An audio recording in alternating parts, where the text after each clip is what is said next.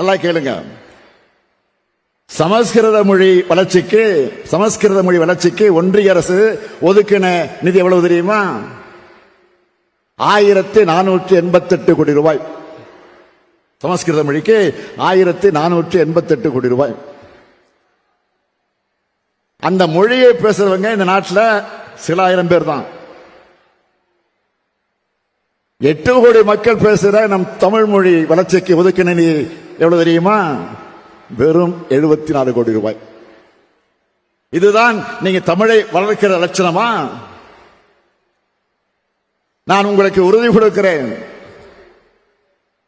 தமிழ்நாடு பள்ளி கல்விக்கான நிதியை ஒன்றிய அரசு வழங்கவில்லை என்றாலும் ஒருங்கிணைந்த பள்ளி கல்வி திட்டத்தின் கீழ் மாநிலத்தில் செயல்படுத்துகிற திட்டங்கள் எதையும் நிறுத்தாம அவற்றை தொடர்ந்து நாங்கள் செயல்படுத்துவோம். அது உறுதி.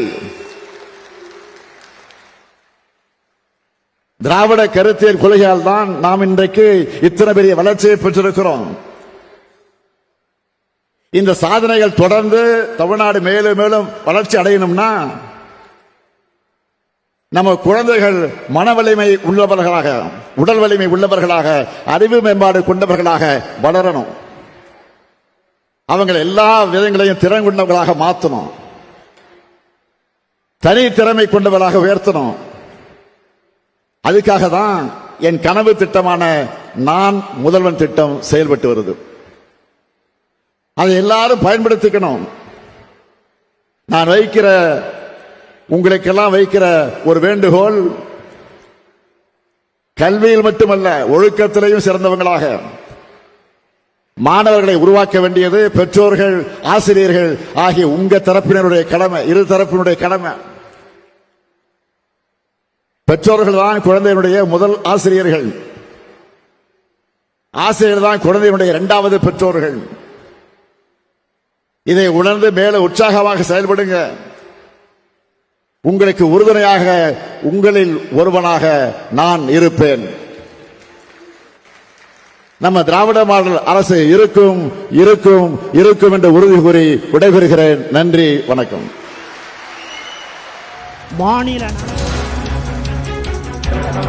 மத்திய அரசு கொண்டு வந்த தேசிய கல்விக் கொள்கையை ஏற்றுக்கொண்டால்தான் தமிழ்நாட்டிற்கு நிதி என்று மத்திய கல்வி அமைச்சர் தர்மேந்திர பிரதான் கூறிய நிலையில் தமிழ்நாடு முதலமைச்சர் மு க ஸ்டாலின் கடலூரில் நடைபெற்ற நிகழ்ச்சியில் தற்போது பதிலளித்திருக்கிறார். 10,000 கோடி ரூபாய் கொடுப்பதாக இருந்தாலும் கூட இந்த கொள்கையை ஏற்றுக்கொள்ள மாட்டோம். 2,000 கோடி ரூபாய்க்காக அந்த திட்டத்தில் கையெழுத்திட்டால் தமிழ்நாடு 2,000 ஆண்டுகள் பின்னோக்கி சென்றுவிடும் என்று தமிழ்நாடு அரசுடைய நிலைப்பாட்டை தமிழ்நாடு முதலமைச்சர் மு க ஸ்டாலின் தற்போது கடலூர் மேடையில் தெளிவுபடுத்தியிருக்கிறார். அதே நிலையில் தமிழ்நாடு அரசுக்கு தேசிய கல்விக் கொள்கையை சுட்டிக்காட்டி விடுவிக்க வேண்டிய நிதியை மத்திய அரசு விடுவிக்காத பட்சத்திலும் தமிழ்நாடு ஒருங்கிணைந்த கல்வி திட்டத்தை, சமக்ர சிக்ஷா திட்டத்தின் அடிப்படையில் தற்போது செயல்படுத்தப்பட்டு வரக்கூடிய அனைத்து திட்டங்களையும் தமிழ்நாடு அரசு தொடரும் என்று அவர் தற்போது சூளுரைத்திருக்கிறார். இதன் மூலமாக மத்திய அரசு கொடுத்த நெருக்கடிக்கு தமிழ்நாடு அரசு பணியாது என்று தற்போது கடலூர் மேடையில் தமிழ்நாடு முதலமைச்சர் மு க ஸ்டாலின் தற்போது கூறியிருக்கிறார். தேசிய கல்விக் கொள்கையை ஏற்றுக்கொண்டால் மட்டுமே தமிழ்நாட்டிற்கு நிதி, இல்லாவிட்டால் 5,000 கோடி ரூபாயை இழக்க நேரிடும் என்று மத்திய கல்வித்துறை அமைச்சர் தர்மேந்திர பிரதான் நேற்று தன்னுடைய கடிதத்திலும் செய்தியாளர் சந்திப்பிலும் சுட்டிக்காட்டிய நிலையில் தற்போது தமிழ்நாடு முதலமைச்சர் மு க ஸ்டாலின் தன்னுடைய அரசு நிலைப்பாட்டை தெளிவுபடுத்தியிருக்கிறார். 10,000 கோடி ரூபாய் கொடுப்பதாக இருந்தாலும் கூட தேசிய கல்விக் கொள்கையை தமிழ்நாட்டு மாணவர்களை வஞ்சிக்கக்கூடிய அந்த கொள்கையை ஏற்றுக்கொள்ள மாட்டோம் என்று கூறியிருக்கிறார். 2,000 கோடி ரூபாய்க்காக தற்காலிகமாக இந்த திட்டத்தை ஏற்றுக்கொண்டால் தமிழ்நாடு 2,000 ஆண்டுகள் பின்னோக்கி சென்றுவிடும் என்றும் வளர்ச்சி பாதையிலிருந்து தமிழ்நாடு விலகிவிடும் என்றும் அவர் கூறியிருக்கிறார். பிற மாநிலங்களில் இந்தியை ஏற்றுக்கொண்டதன் காரணமாக 26 தாய்மொழிகளை இழந்து தற்போது அந்த மக்கள் வாடுவதாகவும் தற்போதுதான் தாய்மொழி தொடர்பான விழிப்புணர்வு பிற மாநிலங்களில் ஏற்பட்டிருப்பதாகவும் அவர் கூறியிருக்கிறார். அந்த நிலை தமிழ்நாட்டிற்கு ஏற்படக்கூடாது.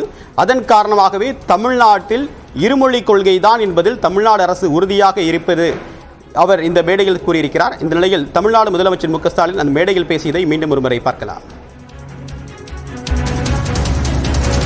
6ஆம் வகுப்பு முதல் தொழில் கல்விங்கிற பேர்ல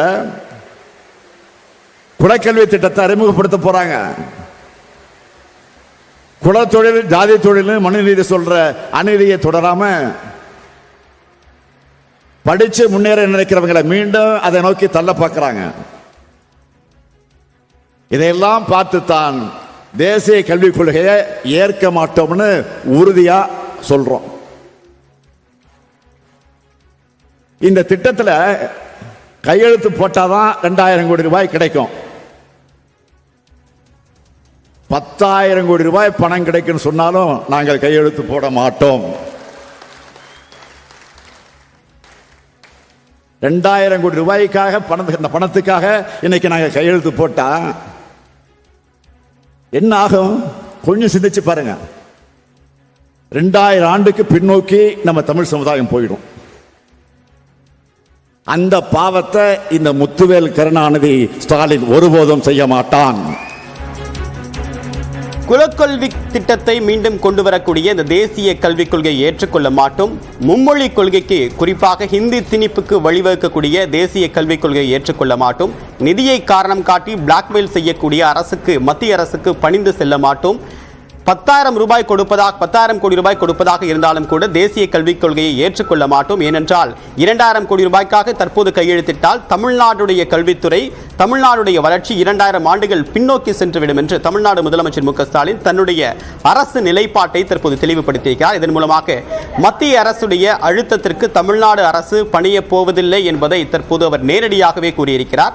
இருந்தாலும் தமிழ்நாடு அரசு தற்போது செயல்படுத்தப்பட்டு வரக்கூடிய கல்வித்துறை சார்ந்த சமக்ர சிக்ஷா திட்டத்தின் கீழ் செயல்படுத்தப்பட்டு வரக்கூடிய அனைத்து திட்டங்களையும் தொடர்ச்சியாக செயல்படுத்தும் என்று தமிழ்நாடு முதலமைச்சர் மு க ஸ்டாலின் தற்போது இந்த அறிவிப்பை அவர் வெளியிட்டிருக்கிறார். இதன் மூலமாக மத்திய அரசுடைய கல்வித்துறை அமைச்சர் தர்மேந்திர பிரதான் நேற்று தெளிவுபடுத்தியிருந்தது போல, தேசிய கல்விக் கொள்கையை ஏற்றுக்கொண்டால் மட்டுமே தமிழ்நாட்டிற்கு நிதி, இல்லாவிட்டால் 5,000 கோடி ரூபாயை இழக்க நேரிடும் என்ற ஒரு விஷயத்தை தற்போது தமிழ்நாடு முதலமைச்சர் நேரடியாகவே எதிர்கொண்டிருக்கிறார். நேற்றும் அவருடைய பேச்சில் கூட்டாட்சி தத்துவத்தின் அடிப்படையில் தற்போது கொடுத்து வாங்குவதுதான் கூட்டாட்சி தத்துவத்துடைய அடிப்படை, எங்களுடைய பங்களிப்பான ஜிஎஸ்டி பங்கீட்டை கொடுக்க முடியாது என்று சொல்வதற்கு ஒரு நொடி போதும், ஆனால் கூட்டாட்சி தத்துவத்தை மதித்து எங்களுக்கான நிதியை நாங்கள் மத்திய அரசுக்கு கொடுக்கிறோம், அது சட்டத்தின் அடிப்படையில் நியாயமான எங்களுக்கு வர வேண்டிய நிதியை மத்திய அரசு விடுவிக்க வேண்டும் என்று அவர் வலியுறுத்தியிருந்தார். இந்த நிலையில் மீண்டும் தன்னுடைய அழுத்தமான, ஆணித்தரமான பதிலை தற்போது தமிழ்நாடு முதலமைச்சர் தமிழ்நாடு அரசுடைய நிலைப்பாட்டை கூறியிருக்கிறார். இதன்